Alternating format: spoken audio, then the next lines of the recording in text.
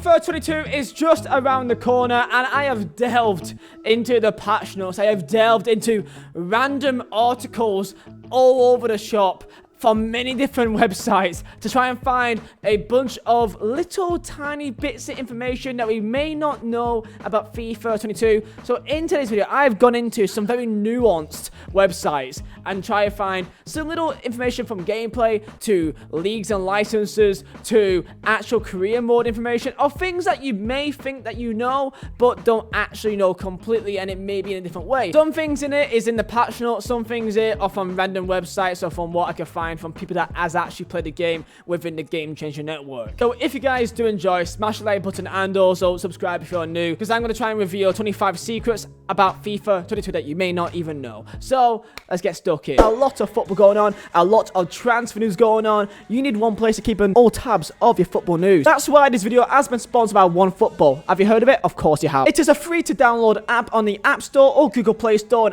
iPhone or Android. Any country, any league, it's got you sorted. All transfer news, all football match stats, even San Marino. If you're a big San Marino fan, then you can keep up to date with them as well with all the news. So of course, I'm a Burnley fan, so that means that I can favourite Burnley, and for any new transfer news, it will pop up on my phone as a notification, and I can scroll down. So as of right now, Burnley are currently linked with Liverpool's Nat Phillips, so I will always keep up to date. The link is in the description to go and download OneFootball, and I do want to say thank you to OneFootball for sponsoring this video. Let's get into it. So number one, let's get into some licenses, and this will be about the Serie A. Now, if you already know about Atalanta, Napoli, Lazio, all these teams are no longer licensed in FIFA 22. They'll be in the game, but in different names. So, for example, the likes of Atalanta will be called Bergamo Calcio, I believe. If it is that same way, they'll be in the game, just not with actual right badges and kits. Now, Serie A is a bit different because apparently Serie A will be in fact getting a complete TV license deal, which means that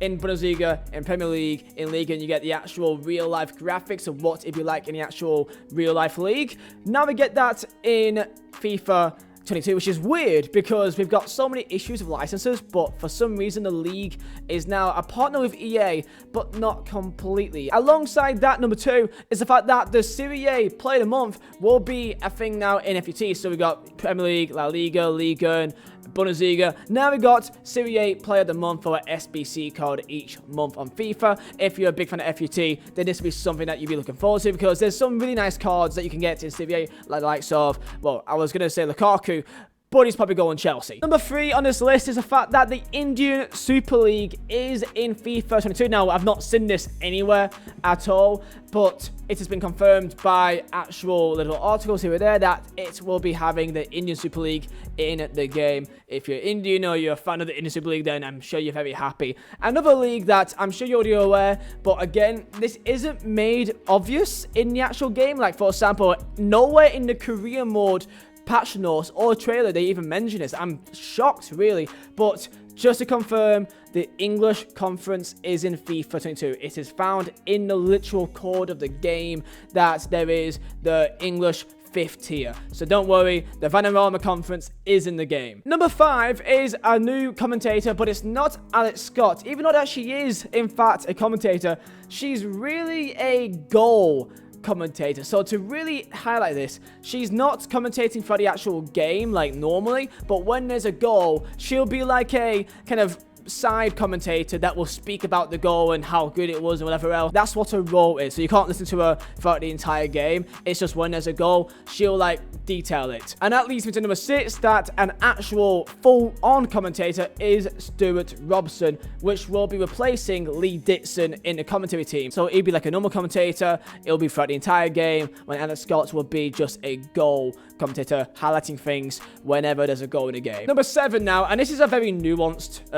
kind of piece of info here, so I doubt many people really know about this, but basically the away goals rule in UEFA competitions will no longer be a thing anymore. So when you play a career mode, you're playing in Champions League, Europa League, this will no longer be a thing with away goals rule. This is a rule for the real life games. So you'd imagine if they're going for this realistic license route, that they will put that rule into the brand new game as well. So away goals no longer exist in UEFA competitions. And number 8, as I said earlier, is about the UEFA Conference League is confirmed. But a piece of info now is the fact that apparently typical teams that isn't usually in the game, like the likes of teams in Bulgaria, Ludogorets, CSKA, Sofia. Typically, these teams aren't in game because they're not licensed by Bulgaria. Now, if they are in a UEFA competition, that's at least in the group stage, that they should be in the game in the rest of the world segments so that they can get the license official for the actual Champions League or Europa League or Conference League. So there should be a lot more weirder teams that you may not see, like Karabag,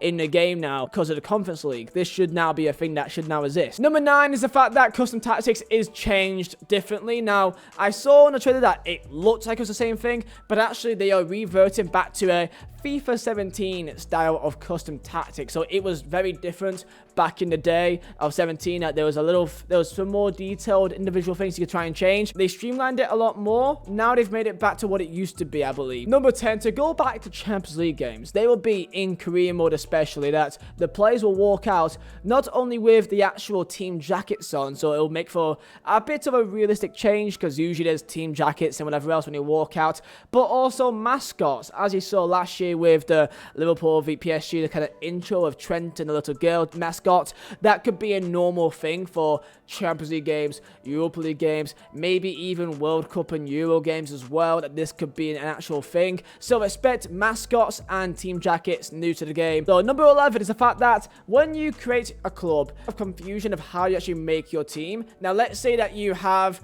a team that's in the Premier League and you want to randomly generate the players that you get. Let's say that you pick a team in the Premier League. It will take a percentage of what most players are in that league, and it will give you a pretty accurate percentage of how much you should have in your team. So for example, Premier League, there's apparently 7% of players that are French in the Premier League. Therefore, you should get 7% of your team, which is having French players. Let's say that you go into League 2 instead of Premier League. It'd be really largely only English players and Irish and Welsh and Scottish. Number 12, and this is maybe something that you probably already know, but I just want to highlight it here because this has been something that I've been begging for so many years. And yes, at last, in a pro player career mode, you could be subbed on. I know that this was probably obvious if you saw the trailer, okay, because you saw him, let's get subbed on, but I just want to highlight this.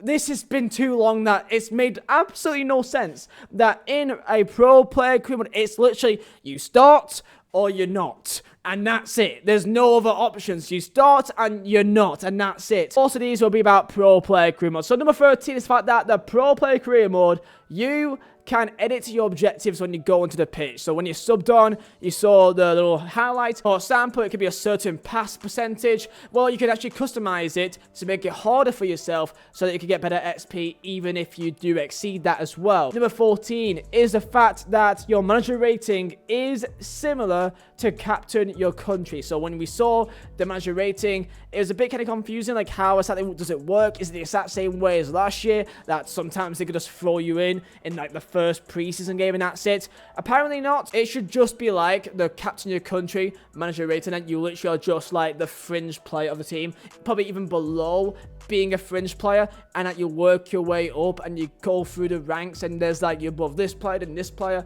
and then you're into the subs bench, and then you're into the actual main 11, and then you're the captain of the club. Next up, cinematic scenes. Now we all know that this is in the game, we all know about it, but how often? Because it didn't say when. That it made it sound like it was like only for a big game. Like we see this in the new FIFA now on 21, that you get the cool cutscene for the start of the year, for the end of the year, for a big game, for a rival, but that's really it. But on the patch notes, it says that at the end of every single game, and also before each game, that there is cinematic scenes. So each game will have that kind of more immersion to it. It's not just for a big game, it's for the small games as well. Also, cinematic scenes is not only for just a normal experience before, after a game, it's also for transfers.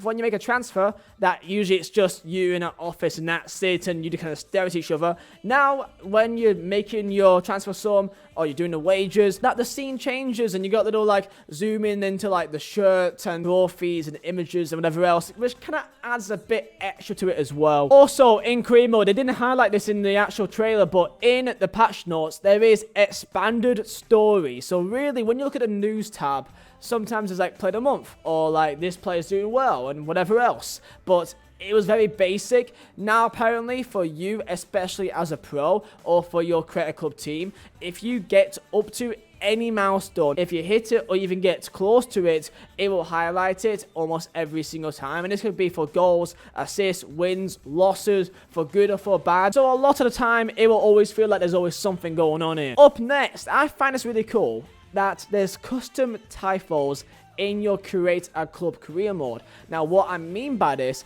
is the fact that usually it's a typo of a player that already existed. But in your create a club career mode, you could have a typo of your current kit with your current badge and with a fake random player in your team. I find this kind of really cool. It's a really neat addition that they didn't need to do. And also, just to go back to what I said earlier, just to make sure that I confirm, kits, crests, and your stadium can be updated at the start of each season. I want to make sure that I say this again because I said it wrong in my last video, and I do apologize about that. But yes, kits, crest, stadium can be updated with whatever you want every single season. Now, that was a lot about career mode. Now let's get into some more gameplay style little things here. So for example, stadiums have all been updated. Let's say if your stadium has got like a pretty big add-on to it. For example, Burnley, we got the corner stands built to the side of the stadium, which got put in the game without any real mention of it at all. For other stadiums like San Siro, it will be changed to the real-life version of it for whatever actual dramatic changes there's been. Your team in Premier League or Bundesliga or really anywhere in the world that's got a license, if there's been any dramatic changes to your stadium, anything's removed or added to it, that will be updated to the game. Speaking of stadiums, have you not noticed that when you play at a stadium like Anfield or like Stamford Bridge or Emirates, that the camera looks a bit odd, that like it's not what you're used to seeing in real life? They've actually changed it that a camera angle should be almost identical to what you would get in a real life broadcast of the actual match on Sky Sports or on BT Sport or whatever else. So Stamford Bridge should have an accurate camera angle to where it would normally be. Same thing as Old Trafford, same thing as Anfield or Etihad Stadium, that there will be a realistic angle on the actual pitch, which may not be a big thing, but I find this really cool. As of right now, this may not last for too long because I believe he may sign for PSG soon, but Messi is no longer in the game. Messi is no longer in the game right now. As of right now, he is currently a free agent, and there's a chance that he may not be in the game at all, because Konami has got Messi's license completely, right? Because he's a massive part of Konami. If he's no longer playing for a team that is fully licensed, which PSG is, so we may be saved there, but unless that deal isn't done soon, there's a chance that he may not be in the game whatsoever, which I don't think this will be an issue. But as of right now, Messi is no longer in the game. Like, even as a free agent, I still don't think he could be in the game, as he's not with any team, and his original license is with Konami. And there's a bunch of cool little things added to the game. For example, Haaland's running animation is now accurate to how he runs in real life, and this is for a lot of players that is worldly renowned, such as Phil Foden. Most licensed teams like PSG, like Dortmund, like City, like Liverpool, they've got their very unique ways that they do things. Like Haaland is a very recognizable one, but really a bunch of these players, the animations is now strictly, specifically made to be like the actual player. So like this year we got Ronaldo's running animation or Messi's dribbling animation. It's so very different now to exactly which player it is. Also, a brand new team on FIFA 22. Ibiza, baby! Ibiza's on the game! UD Ibiza is now in the second tier of Spanish football. So, for your career mode lads, you've got to sign Jamie Vardy. You've got to sign Jamie Vardy, otherwise you're doing something wrong here, lads. And also, Venezia is in the game as well. A very classic team. They're in Serie A. So, if you like a good kit, look at this kit. You're going to want this kit. You're going to want this kit, lads. Hopefully, in this video, I've been able to help you guys out and give you some brand new features that you may not know of in FIFA. If there's been absolutely nothing that you don't know in this, then I'm very, very sorry and I've let you down completely. But I'm hoping that there's a few things in there that you don't know and you've just learned just now. Thank you guys for watching. I'll see you next time for another video. My name is Vizeh. I'll see you next time.